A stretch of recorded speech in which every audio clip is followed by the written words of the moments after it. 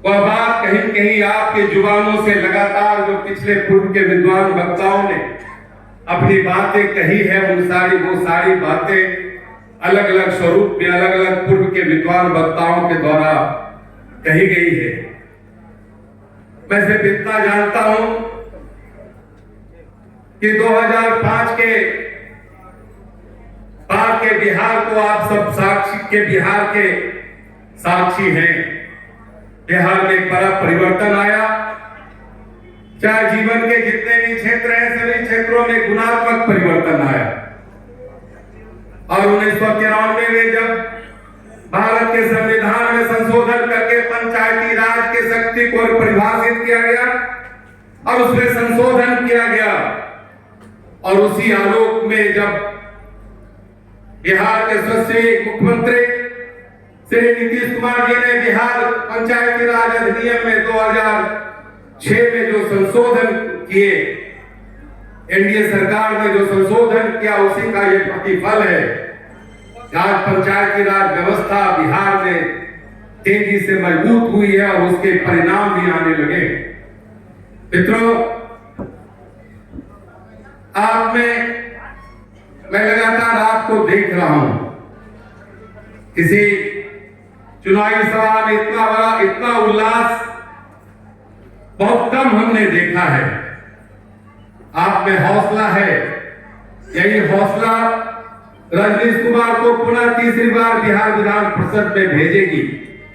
मंजिल उन्हीं को मिलती है, मंजिल उन्हीं को मिलती है जिनके सपनों में जान होती है। मंजिल उन्हीं को मिलती है जिनके सपनों में जान होती है। पंख तो यूं ही फरफराते हैं, पंख तो यूं ही फरफराते हैं, हौसलों से उड़ान होती है।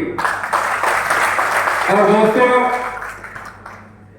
यह जो हमारी उड़ान है, यह उड़ान सिर्फ बिहार विधान परिषद में श्री रजनीश कुमार को भेजने का ही उड़ान नहीं है।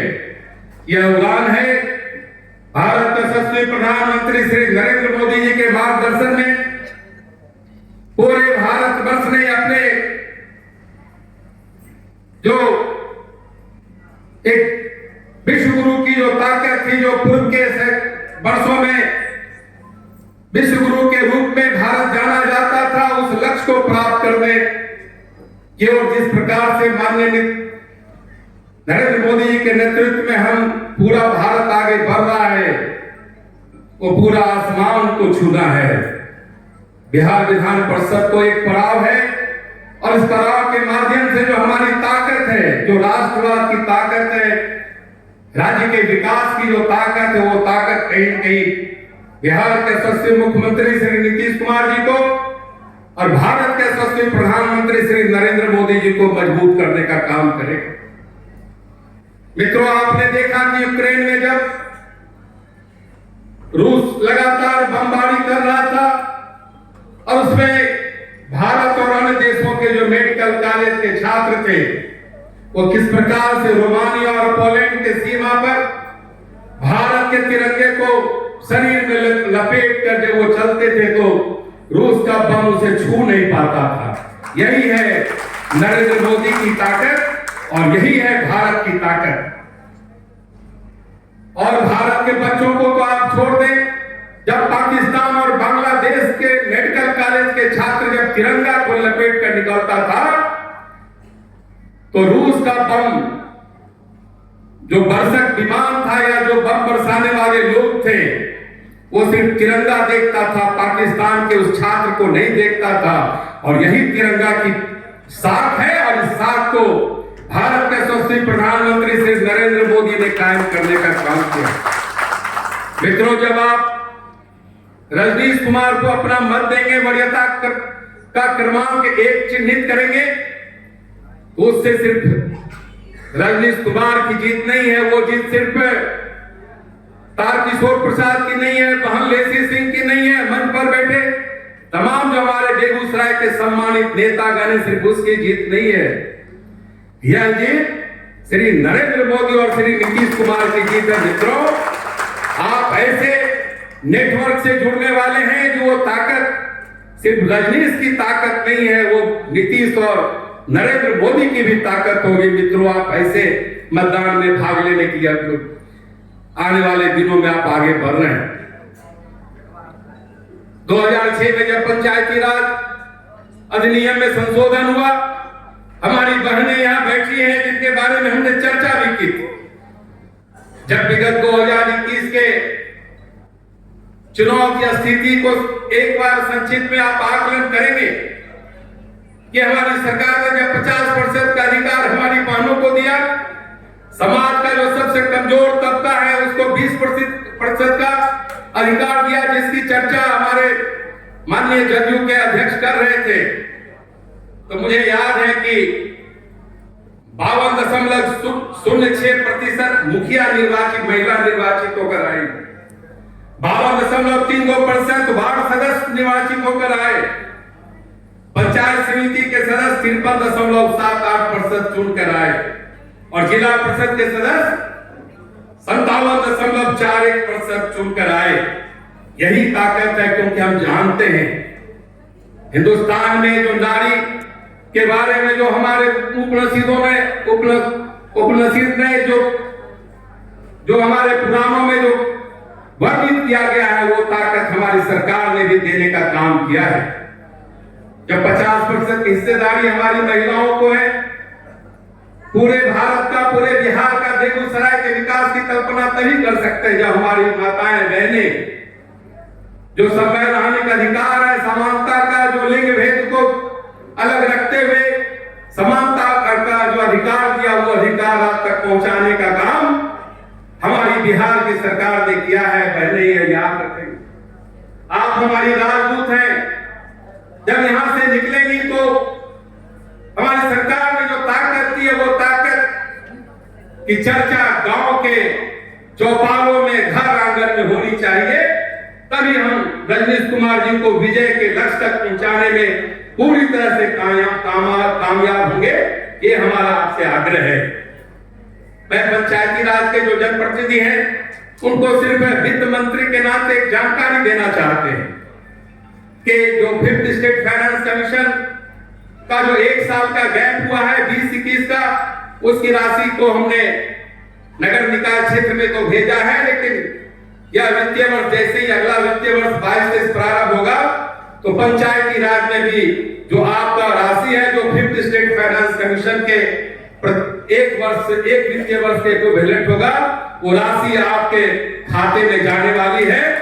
ये हम आपको इस बैठक के माध्यम से घोषणा कर रहे हैं, वो राशि आपको मिलेगी। और उस राशि से जब गांव की सड़कें बनेगी, जब गांव का विकास होगा, तो कहीं न कहीं वो नीतीश कुमार जी और नरेंद्र मोदी जी की जो सरकार है उसकी वो देन होगी।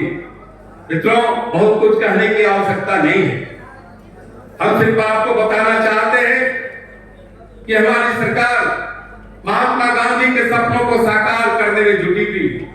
महात्मा गांधी ने एक सपना देखा था, जो संविधान के द्वारा अधिकार भारत की जनता को मिला कि अपना जो गांव के लोग हैं वो अपनी सरकार को स्वयं चलाएंगे। गांव के विकास में उनकी अपनी भूमिका होगी।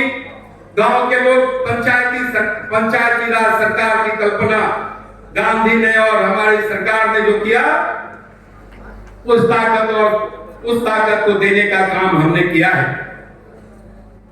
और आपने देखा होगा कि जब समाज का जो सबसे कमजोर तबका है, जिसे पंडित दीनदयाल उपाध्याय ने अंत्योदय का नाम दिया था, आज वो तबका पंचायती राज सरकार में वार्ड सदस्य के रूप में और विभिन्न दायित्वों के रूप में अपने गांव के, अपने टोले के विकास की चिंता करता है।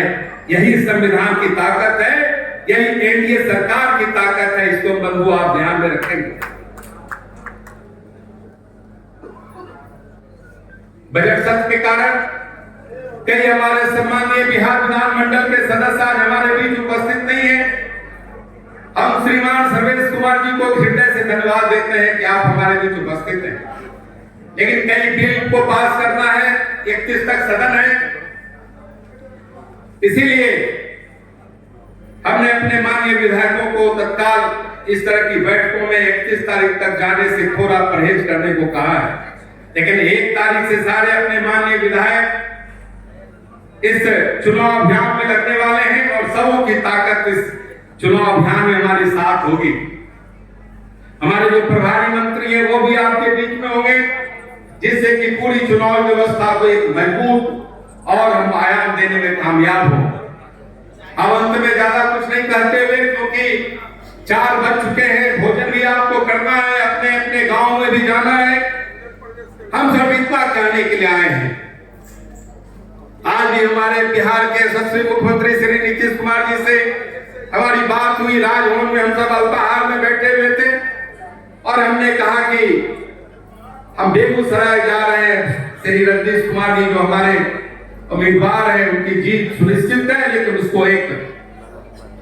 उसके साक्षी बनने के लिए हम जा रहे हैं। उन्होंने कहा कि हमारी ओर से भी बेगूसराय के तमाम पंचायती राज के जनप्रतिनिधियों को निश्चित तौर पर कह देंगे, अगर तारकिशोर प्रसाद अगर इस सरकार की कोई बात कर रहा है तो उसके पीछे श्री नीतीश कुमार जी का मजबूत हाथ मेरे कंधे पर है। और नीतीश कुमार जी के मजबूत कंधे पर भारत के यशस्वी प्रधानमंत्री, जिसने तिरंगा और इस भारत के शान को पूरी दुनिया में ऊंचा करने का काम किया, उनका हाथ श्री नीतीश कुमार जी के कंधे पर है। यह बात ध्यान रखेंगे। इसलिए एक बड़ी ताकत के साथ आप सब जुड़े हैं।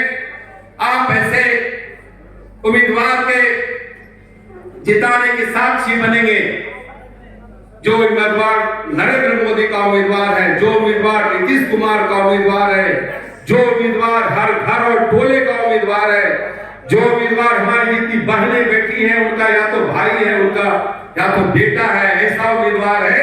इसलिए आप लोग कोई भाजपा और एनडीए उम्मीदवार को नहीं जिता रहे हैं, बल्कि आप अपने घर के बेटा को, अपने भाई को, अपने पुत्र को जिताने का काम कर रहे हैं। ये भाव लेकर जब निकलेंगे तो श्री रजनीश जी को कोई रोक नहीं सकता है। इन्हीं शब्दों के साथ आप सबों को अपनी शुभकामना देते हुए कि आने वाले दिनों में जो चुनौतियां हैं बिहार की, क्योंकि मुझे याद है, मुझे लगता है कि श्री रजनीश कुमार जी उस बैठक में थे जब श्री एपीजे अब्दुल कलाम जो तत्कालीन राष्ट्रपति हुआ करते थे भारत के, तो उन्होंने एक बात कही थी, मित्रों, हम गांव के लोगों को शहर नहीं ले जा सकते, लेकिन गांव में जब हम शहरी सुविधा देंगे तभी भारत तरक्की करेगा, भारत आगे बढ़ेगा।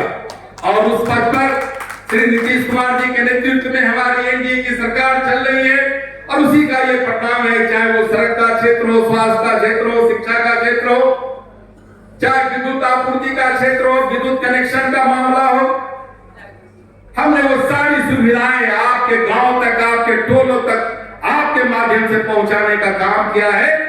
आने वाले दिनों में हम और तेजी से बिहार के विकास के लिए, गांव के विकास के लिए, टोलों के विकास के लिए हम सब मिलकर आने वाला जो समय है आत्मनिर्भर बिहार के 7 निश्चय 2 के एजेंडे पर जो हम काम कर रहे हैं और पूरी मजबूती से आगे बढ़ेंगे। आप इन्हें जिताइए। आने वाले दिनों में इनके जीत के बाद फिर हम इसी बेगूसराय में आएंगे और बड़े मैदान में सभा होगी और यह बहुत छोटा पड़ेगा। आने वाले दिनों में बिहार और कैसे तरक्की के रास्ते पर जाएगा, इसकी चिंता और चर्चा करके हम अपने बिहार को ऐसा गौरवशाली बिहार जहां बुद्ध और महावीर हुआ करते थे, जहां डॉक्टर राजेंद्र प्रसाद और लोकनायक जयप्रकाश हुआ करते थे, और ऐसा बेगूसराय और ऐसा बिहार जिसने राष्ट्र कवि दिनकर को जन्म दिया। अभी सिमरिया घाट की बात हम बाद में करेंगे। सर्वेश्वर लगातार लगे हैं। तत्काल भारत की सरकार ने 12 करोड़ रुपया उसके विकास के लिए दिया है और वहां पर 2 विद्युत चालित सौदागिरी और 4 लकड़ी द्वारा जो सनातन धर्म में संस्कार की परंपरा है, उस इंस्ट्रूमेंट को हम लागू करने के लिए बहुत जल्द हम तक इसे अंतिम रूप दे रहे हैं। और जो एसटीपी और कई योजनाएं हैं जो नगर विकास की, वो भी चल रही है, उसकी चर्चा बाद में करेंगे। जब आपके साथ हम जब किसी बड़े मैदान में बैठेंगे तो उसकी चर्चा होगी। इन्हीं चंद शब्दों के साथ बहुत बहुत धन्यवाद। वंदे मातरम। जय हिंद, जय भारत, जय गांव, जय बिहार, जय भारत।